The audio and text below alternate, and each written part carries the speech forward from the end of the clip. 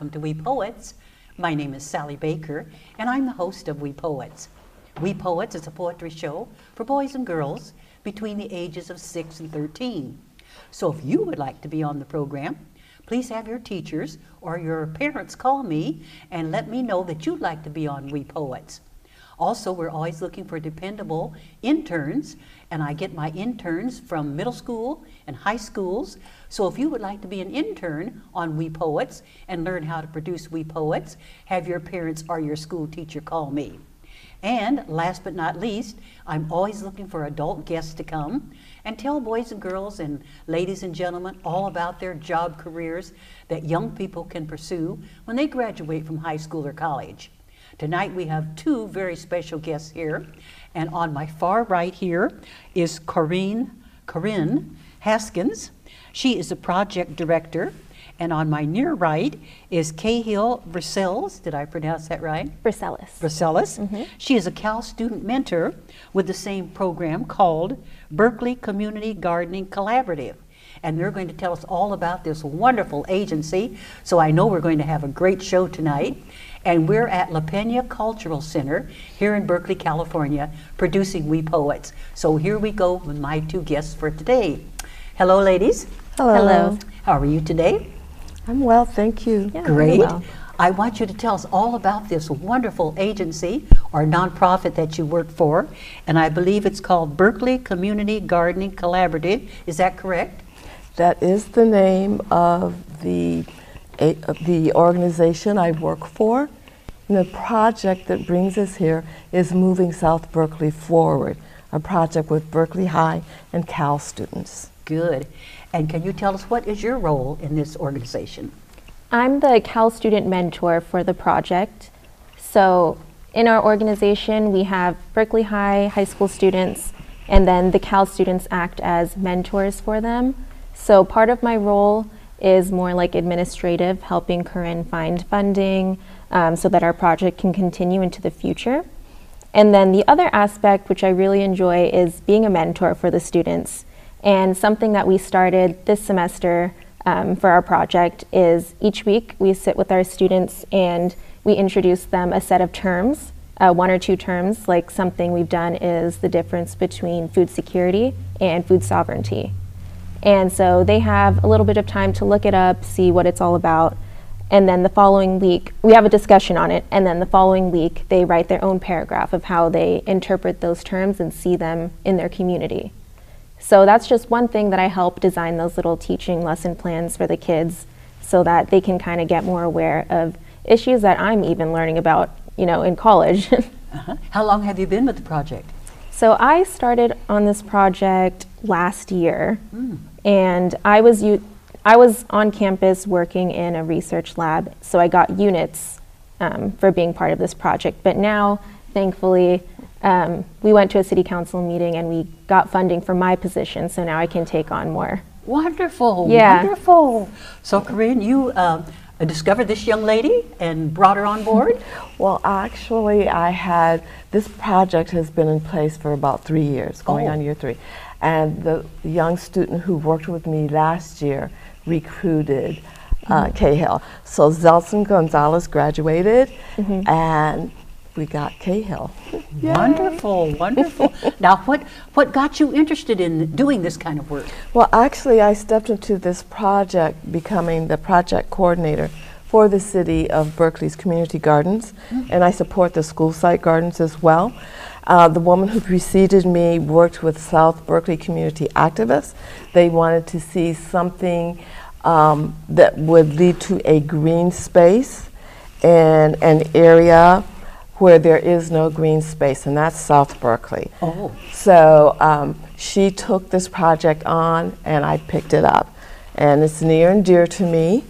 We're talking social justice, environmental justice.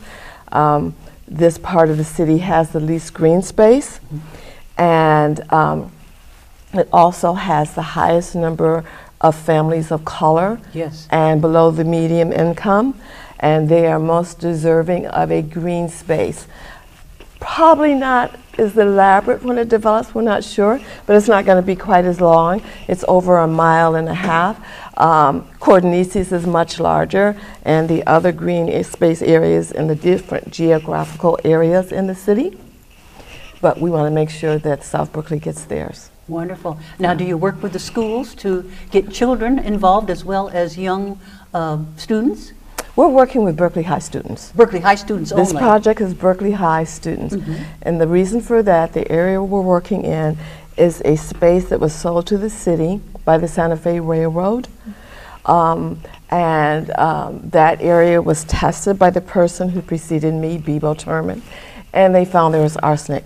Arsenic? So the city fenced it off. And the arsenic is there because it's old railroad property. Oh, so yes. Santa Fe Railroad sold it to the city. And once they discovered that, they fenced it off. So what we're picking up doing is we're following a project that Cal had done with bioremediation. And they use Chinese brake ferns, and they also use mycelium or some other organisms as well. But the Chinese brake fern brings the arsenic up, and then you get rid of the plants and you replant and you do that. It will take approximately 40 years. So I'm on a project where we hopefully will have 12 Berkeley High students, 6 Cal students, so it's the ratio of 2 to 1. And we go in and we sample the soil and all those parcels. And in that way, once we know the extent and the degree of the contamination, there could be some other contaminants, then we can approach funders because we know exactly how much soil we're looking at that has to be dealt with. Now, you have to take precautions when you go out to work in the soil. You have to wear gloves or any protective clothing. Could you tell us about that? Yeah, so the students are fully equipped in like the full hazmat. They have suits, boots that they put on, make sure they wash their hands after they leave. And when I was working in the soil lab with UC Berkeley, which is when they were doing the soil sampling with the Chinese brake ferns, I was working in the lab that was actually processing them. And you grind them up, you have to wear this full mask, goggles, and it's so loud you have to put on these big earphones because it's just a lot that you have to do, and they take a lot of precaution, definitely, because arsenic is very known for its harmful, like cancer causing and other different types of diseases it causes. Now, how often do students have to be tested to be sure that you haven't been contaminated? We don't test the students if they've been contaminated, and as far as I've been in the project for the year, we haven't done the soil sampling. Yeah, so once I'm sure we get more into the soil sampling, we'll do more research into that or definitely take precaution. We follow the standard required hazmat protocol. They should not be exposed. One of the things that we do, we try to work when the soil is damp so that there's no dust. The students need to follow protocol. They have to wear their gloves. When they take a break, they take off their gloves, they wash their hands, they can then use their cell phones or eat the snack I provide. Then they have to put the gloves back on, put the goggles back on. So there should be no need for testing them. And Cal's been doing it. They did their project with a university out of Japan, and they follow that same protocol, hazmat, and the city follows that.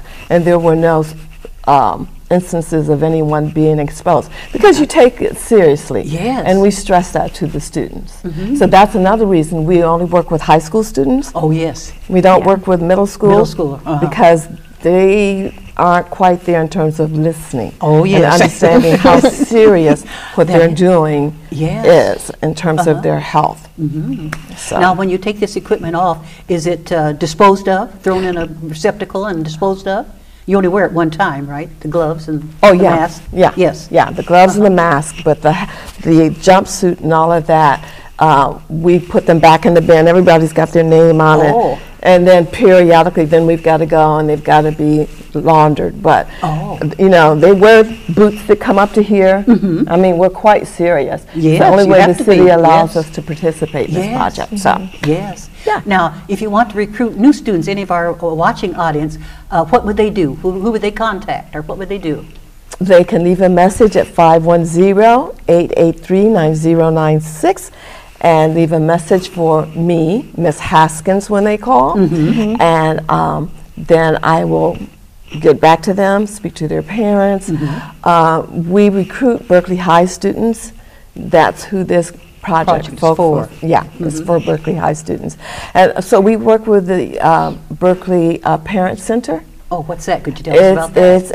It's a center at the high school that supports parents. And so we had parents come in. They have parents come in, want to know what extracurricular activities their students can get involved with. Oh, good. And they recommend us. Wonderful. So they've been supportive. We've done demos at the Berkeley YMCA Teen Center, and Kay Hill and Zelson participated in that. And the anticipation for this year is that when they start school in the fall, and prior to that, if we get everything together, when they do an orientation for incoming students at Berkeley High, we want to have a space so we can introduce the parents and the students, because they'll have all the activities that are available for students as they enter Berkeley High, and we want to be in that space so we can do recruiting one-on-one and use our existing high school students to do the recruiting. Good. Now, do you have a table there at Berkeley High School, like out in the hall or something, where you have literature and you sit there at a desk and sort of try to recruit students, or how do you recruit them? We use the Parent Center. Oh, the Parent We're Center. using the Parent Center. I see. When they do orientation, we want to have a table. Oh, yes. That's when we'll try to pluck those 9th graders, and we'll get the word out. One of the beautiful things about Berkeley is that, like a lot of the school districts around here, they have gardening projects at the elementary and in the middle school, and they even have gardening projects at the 4 preschool sites in Berkeley. Oh, really? Yeah. Oh. And so we want to do a presentation to the middle school students even before they appear for the orientation, so they get wind of us and they come looking for our table. So, yeah, we're working on the PR part, but our students are our greatest recruiters. Good. Well, we've gone out to a lot of middle schools that have the gardens, you know, and filmed them. And that's always fun because the kids are so, just like little sponges, you know, they just absorb this information, you know. They do, and they acquire all these skills all through the school system, and they get to Berkeley High and there's no existing school site garden. That's right. So that's why we want to pull them into this project. Well, we're going to take a little break, and then we're going to come back, and we're going to continue on this wonderful conversation. So we'll be back in just a moment. And boys and girls and ladies and gentlemen, don't turn off those TVs. We're going to take a break, and we'll be back in just a moment.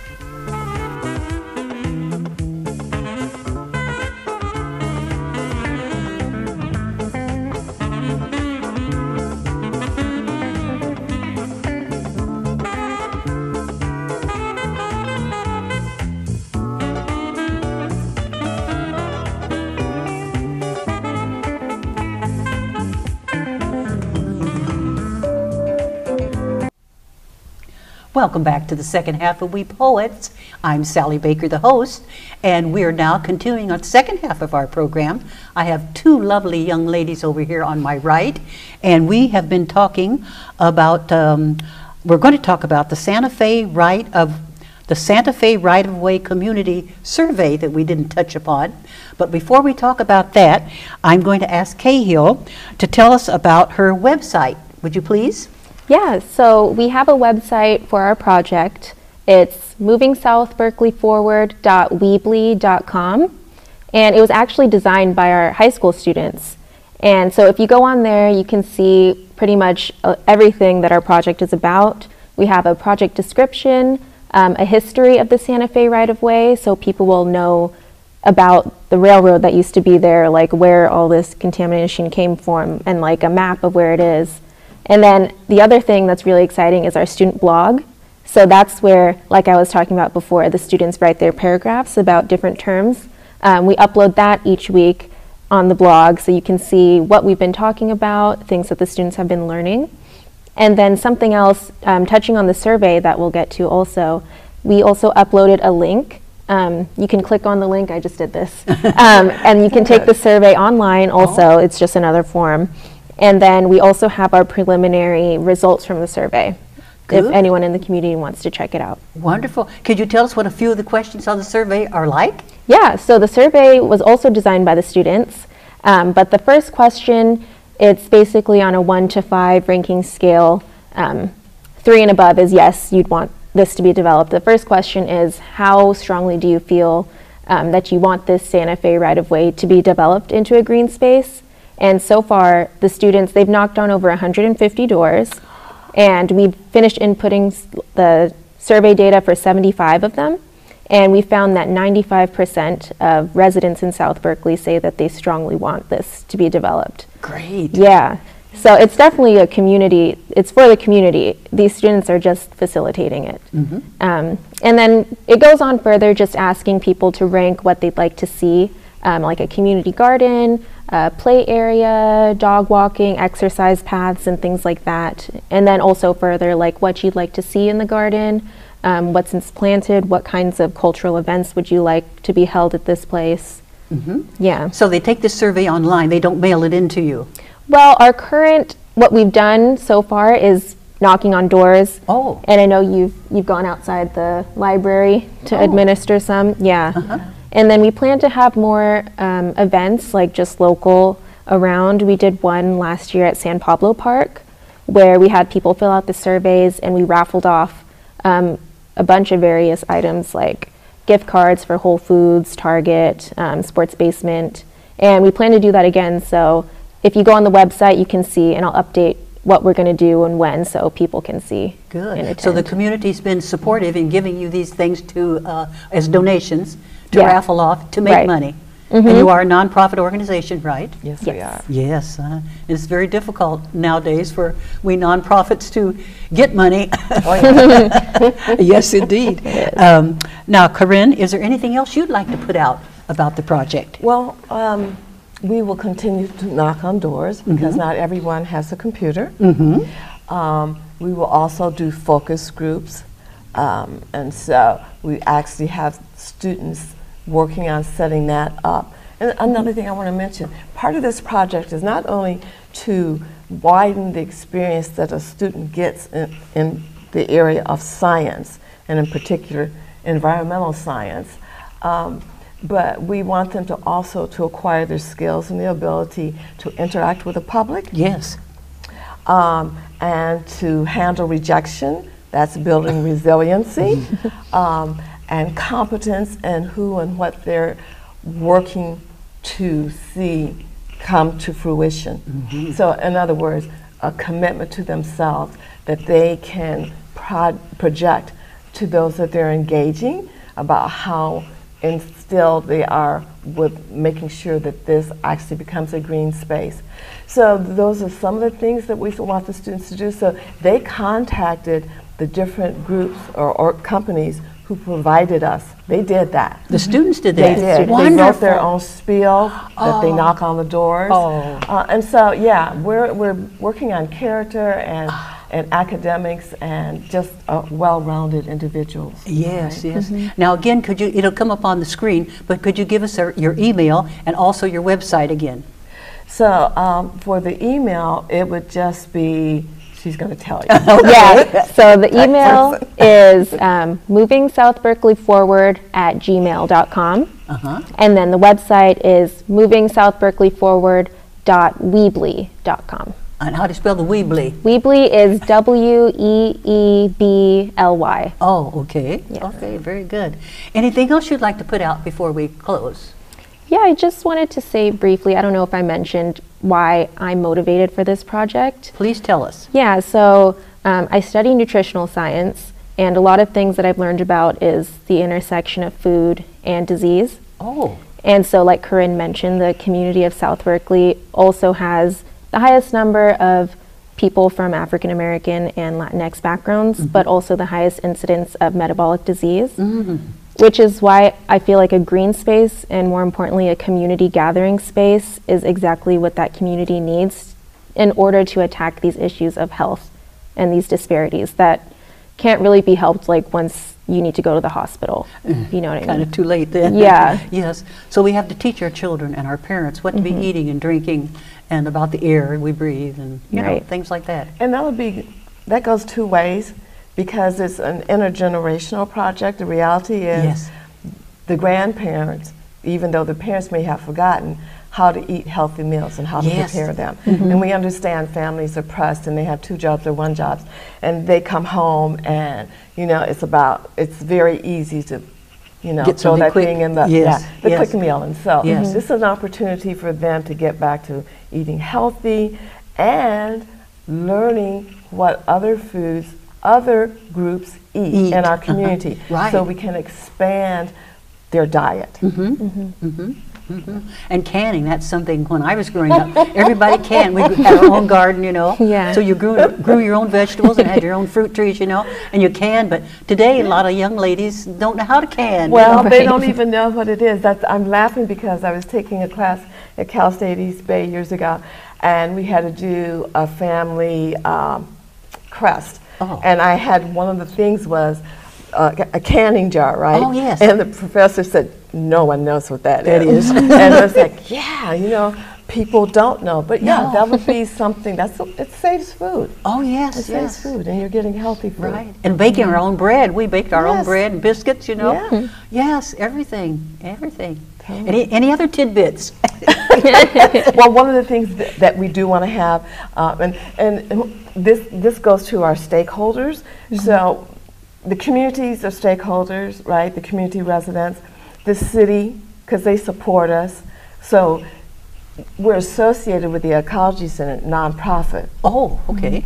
But I'm an independent contractor, and so is she now, with the city. And so what we want to see happen is we want to bring in those community leaders to be vocal stakeholders. Parks is really behind us, the Parks Department, Good. and I love that, because for a while I felt like being on an island. But I had a recent conversation like, what can we do? We want to make this happen. That's awesome. The city supports us, the city council. Those are the people we need to make this a reality. So I'm just thrilled about that, and I welcome that. The vision that we hope to see will come out of the questions that are answered by the community when they respond to the questionnaire. questionnaires. Yeah, yeah. And so that vision is theirs. I just want to help them mold it and get it there. But on the site, Roger Miller, who is in the Parks Department, said, you want to have an educational structure there. So wherever the garden is, we're going to have an educational structure, maybe a single story, Oh, so that Black healthy families can come in, or any other groups, and do projects that deal around nutrition, healthy Good, eating, the good. right diet, the right exercise, right there in the community, so that they have that. And it's just really important. I was going to have a meeting with my garden coordinators. I do it once a year. And we were going to do it at a garden spot. It started raining. It's like, oh. So we have to go to the Ecology Center, because at these garden sites, there are no educational structures that are, you know. So that's one of the beautiful things that I hope the community sees the value in that and will welcome that as a part of what goes into that garden area. Cahill, do you ever go out and speak to groups on campus, the groups that you associate with, and tell them about your work? Yeah, so on campus, I'm involved in, it's basically a scholarship group for low-income students of color, first-generation college students. And so I've reached out to them and put out flyers also around the College of Natural Resources. Anyone really, you don't have to come from an environmental science background or anything. Just as long as you want to get involved in the community of Berkeley, which I think is really important if you're a student, that you involve yourself in the surrounding community as well. It's encouraged. Good, good, Yeah. good. Could you tell us about your educational background right quick? What college did you attend? Or Well, I went to Wayne State University, Good. and I took off, and so I was short of credit. And I moved out here, and it was like, oh, I'll just transfer out here. And the guy back there kept saying, no, sublet your place and stay here and you'll have it. Well, I didn't know that when you transfer, you have to go the whole curriculum. So that's what I'm doing. And so in this lifetime, that's what I do. Good, good. is Well, focused on. Yeah, well, we're just about out of time, but I want to thank both of you for coming and giving us this wonderful, wonderful presentation. And I know you're going to get lots of calls because I hope a lot of people watching, and they're going to be interested in what you're doing. And I know your project is going to grow and grow and grow, and you'll have to come back again and tell us all about what's been taking place in the new year. Right. And we hope 2020 is going to be lots of help and good year and people eating healthy and all that kind of good stuff, you know. And so thank you both for coming and being my guests. Thank you. Thank So you. without further ado, we're going to say thank you everybody for watching. We appreciate you watching our show. And if you are a child and you would like to be on the program, please have your teacher or your parents call me and you can come and read your poetry. And if you'd like to be an adult guest like my two lovely ladies here have been tonight, please call me because I'm always looking for new guests. And if you'd like to be an intern on our program, call me. So we have a place here on We Poets for everybody. And We Poets is going to be celebrating its 36th year anniversary on Valentine's Day. So we hope to see you all, and thanks for watching. Let's all wave goodbye. Yeah. Goodbye, everybody. Thanks for watching. Bye-bye.